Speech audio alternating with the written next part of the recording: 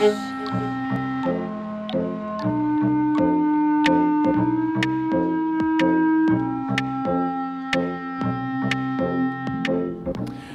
et bienvenue dans Archi-Urbain, l'émission qui vous parle d'architecture et d'urbanisme. Au menu de cette émission, nous partons à la rencontre de l'architecte Pierre Blondel pour vous parler des logements. Ici, 80 logements à Nederwerenbeek, des logements du CPS.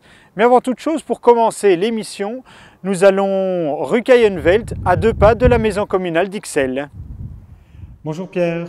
Bonjour Marc. Comment vas-tu? Mais bien, et toi? Mais je vais très bien. Nous sommes dans la semaine de l'architecture. C'est vrai. Et c'est pas tout à fait dans ce cadre-là, mais quand même que nous visitons aujourd'hui un de tes projets qui se trouve au bout de la rue du Berger. Alors, on était déjà venus ensemble rue du Berger pour un autre bâtiment. Est-ce que ce bâtiment avait un nom? Je ne sais plus.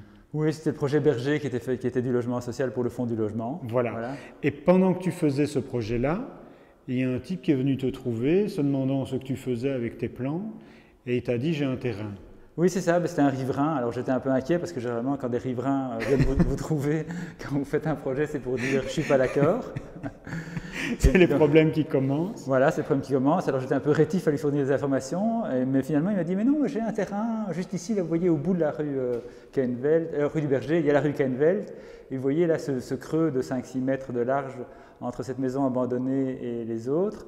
Eh bien, il y a un parking en intérieur d'îlot, c'est un parking extérieur, donc je gare là 25 voitures pour mon hôtel, c'était le propriétaire du Sun Hotel, et la commune m'oblige à les mettre en souterrain, et donc voilà, est-ce que vous ne pourriez pas vous occuper de ça? Et donc on lui a proposé de rénover la maison, de construire quelque chose sur la frange de 5-6 mètres qu'il y avait entre les deux, et puis de faire 3 petites maisons individuelles en centre d'îlot au-dessus du parking. Donc tu as enterré le parking, ça c'est une chose. Maintenant au-dessus on avait une vieille maison. Comment est-ce que tu as fait la jonction entre la vieille maison et la nouvelle? Mais donc sur la rue on voit très clairement, et la vieille maison est restée une vieille maison, oui. et puis un immeuble plus contemporain à côté. Et donc dans la vieille maison on a plutôt travaillé l'aspect maison, donc on a fait plutôt 2 duplex, donc un au rez-de-chaussée au premier étage avec les grandes hauteurs sous plafond existantes. Et puis un autre duplex au-dessus en inversant, c'est-à-dire en mettant les chambres sous la structure traditionnelle et le séjour en duplex lui-même sur le grenier, dans l'ancien grenier. D'accord. Et alors de l'autre côté, dans la partie qu'on a construite, on a fait 4 petits appartements à chacun des niveaux.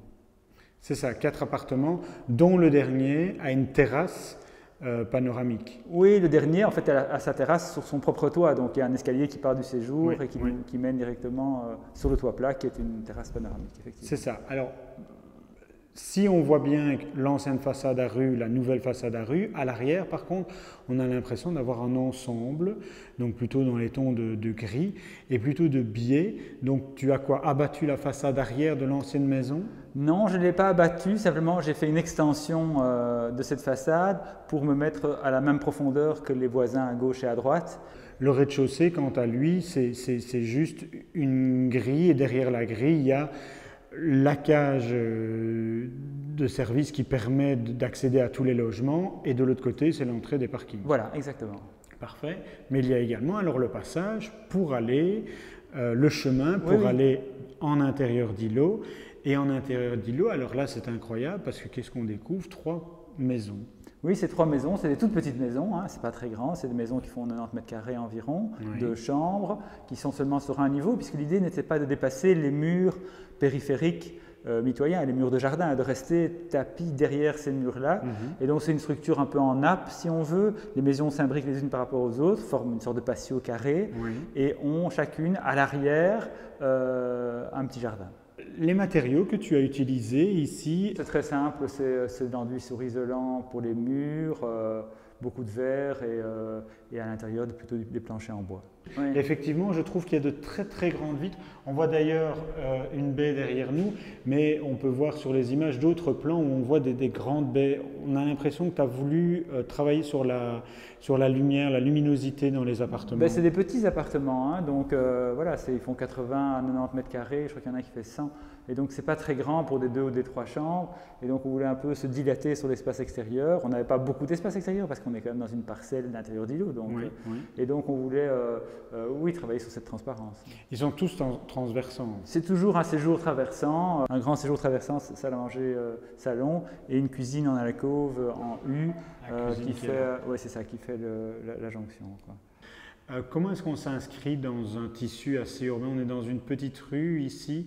Est-ce que pour toi, ça a une réflexion particulière lorsque tu crées la façade, par exemple, ou la densité ici en intérieur d'îlot par rapport à l'environnement? Il y a d'abord un travail de raccord, hein, parce que finalement le projet est très raccordé à la fois dans son vocabulaire. Le projet sur la rue est un vrai projet d'alignement. À l'arrière, c'est plutôt c'est une manière de s'insérer dans le tissu de l'intérieur d'îlot. Pierre, on va quitter la rue Kayenveld et aller rue Bruyne pour voir des logements. Là, c'est des logements sociaux, par contre. Là, c'est des logements donc, du CPAS de Bruxelles, qu'ils appellent des logements moyens, qui sont mis en location, mais c'est effectivement des logements publics et c'est du logement passif. Bon, allons-y alors. On y va. Tu crois qu'il va pleuvoir dans 30 secondes? On va essayer quand même. Hein. On va essayer de faire l'interview. On va essayer. Allez, nous sommes rue Bruyne pour parler des logements. Il y a combien de logements ici? 80. Comment ça s'est passé? Le CPAS de Bruxelles avait une série de terrains ici sur la rue Bruyne. Elle organisait 3 concours d'architecture, un pour 200, un pour 80, un pour 50. Oui. Et donc voilà, nous on a gagné celui pour 80 logements et on a fait ça. Bon, vous avez fait ça. Quel était le terrain ici pour faire le projet pour tes 80 logements? Alors le terrain est très profond, avec sur la rue Bruyne assez long, mais surtout très profond dans cette direction-là. Donc si on se tourne, là on a la rue Bruyne. Oui, c'est ça. Et si on se retourne encore, on a le terrain. Voilà, un terrain qui est une zone verte en fait, sur lequel on ne pouvait pas construire. D'accord. Donc ça faisait de toute manière un jardin pour tout le monde. Ça faisait de toute façon un jardin pour tout le monde, mais aussi pour tout le quartier, parce que c'est ce qu'on a proposé dès le départ, c'est de ne pas construire sur le front de la rue Bruyne et de construire à l'alignement, mais construire plutôt 5 petits éléments perpendiculaires à la rue qui laisseraient des transparences, ce qui est un peu l'esprit de Nero-de-Rodenbeek en fait. Hein, c'est ce tissu un peu perméable. Ce qu'on tenait à faire, c'est garder cet accès, ce libre accès pour tout le quartier. Le bâtiment que l'on voit derrière nous, ils font combien d'étages en fait? Ils font tous... C'est ça la particularité du projet, c'est qu'on s'est dit, au départ on s'est dit voilà, on va construire 5 petits bâtiments perpendiculairement à la rue. Après c'était simple, mais ça veut dire qu'à ce moment-là, les bâtiments allaient se regarder les uns par rapport aux autres, un peu comme des chiens de faïence, oui. 1, 2. Et donc on s'est dit, c'est peut-être pas tout à fait intéressant, parce que ce qui serait intéressant, c'est qu'ils regardent ce magnifique espace vert qui est derrière eux. Oui. D'où on les a mis un peu de travers, en biais, oui. De telle manière que chacun des appartements ait, depuis le séjour, une vue sur ce grand espace vert de centre d'îlot. D'accord. Donc on les a mis un peu en V, si oui, on veut, comme oui, ça. Oui, oui. Et à partir du moment où on les avait commencé à les mettre en V, on a commencé à jouer sur les étages, de telle manière à ce que la façade qu'on voit ici à l'arrière-plan, cette façade-là ne soit jamais à l'ombre de la façade précédente. Oui. Et donc, quand, à cause du V, il y a une grande distance entre les deux immeubles, d'un côté l'immeuble est haut, et quand la distance est petite entre les deux immeubles, l'immeuble est bas. La distance est basse. De telle manière à ce qu'il n'y ait jamais d'ombre sur la façade. Cet équilibre fait que finalement, comme c'est un projet passif, donc c'est un projet qui doit compter sur les apports solaires pour fabriquer, c'est un projet qui n'a pas de radiateur, qui n'a pas de chaudière, des choses comme ça. Et donc il était indispensable que même en hiver, quand le soleil est très bas, s'il y a du soleil, il puisse atteindre facilement même les rez-de-chaussée des appartements. C'est un mélange de maisons et d'appartements. Parce qu'en fait, les 2 premiers niveaux, ce sont des maisons. Ici, sur la rue, on a toute une série de petites portes. Ce sont des portes de duplex. Donc, chacun rentre chez lui comme dans une maison et a un petit jardin à l'arrière qui donne, comme ici, sur ce grand espace-là. Et puis, à partir du 2e et du 3e étage, on a des typologies qui sont plus traditionnelles d'appartements. La terrasse que l'on voit là au-dessus, oui, c'est ça. Ça, c'est l'appartement. Ça, c'est l'appartement du haut. D'accord. Et si je bouge, il y a encore une autre terrasse là au-dessus. Donc, à nouveau, c'est un autre appartement. Voilà, c'est un autre appartement. Tout à fait. Donc, duplex égale maison et appartement égale plein pied. Si en gros. Ce sont des bâtiments passifs. Qu'est-ce que vous avez fait pour qu'ils soient passifs? Le passif, c'est un minimum de déperdition et une bonne étanchéité à l'air.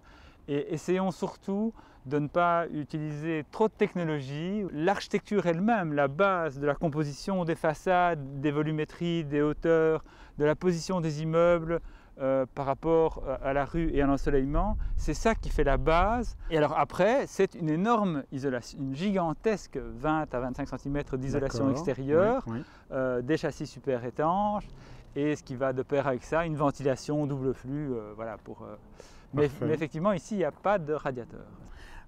Quand on passe dans la rue, moi je trouve qu'on voit une architecture très découpée en fait. Donc ça vient de tout ce que tu viens d'expliquer également, mais donc du coup ça donne une typologie assez particulière, les balcons qu'on a vu tout à l'heure en pointe comme ça, les couleurs, etc. C'est une architecture en tout cas que l'on remarque quand on passe dans la rue. Pour moi, en tout cas avec mon expérience, c'était un gros programme, hein. C'était un programme de 80 logements, je n'avais pas énorme habitude de cette question-là. Et donc j'étais, je dirais pas hanté, mais enfin je faisais assez attention entre la question de l'uniformité du logement, c'est-à-dire ce qu'on voit un peu partout, surtout à Nederhornbeek dans les années 70, on a construit des immenses barres de logements où le logement est d'un anonymat énorme. Et ça, c'est ce que tu voulais absolument pas faire. Et c'est ce que je ne voulais pas faire, mais en même temps, je ne voulais pas tomber dans le pittoresque et dans les petits détails pour les petits détails. Donc on a quand même une certaine rigueur dans la disposition des logements. C'est une architecture de banlieue, si on veut. D'accord. Pierre, tu aurais été presque mauvaise langue en disant qu'il allait pleuvoir dans 30 secondes. Hein? Et alors qu'en Belgique, il ne pleut jamais. Il ne pleut jamais, non. Il fait un temps magnifique. Est-ce que tu auras un mot de la fin pour cette émission? Non, pas de mot de la fin. J'ai eu pour ce projet-ci un très bon maître d'ouvrage, ce qui peut être cité. Donc je trouve le CPS, c'était des gens bien. Et c'est pas toujours le cas. Bon, voilà. Alors félicitations au CPS. Vous pouvez voir et revoir cette émission sur www.archiurbain.be. Pierre, à bientôt pour un autre projet. Ben oui, tu deviens un habitué. Hein? On verra. Merci beaucoup. Au revoir.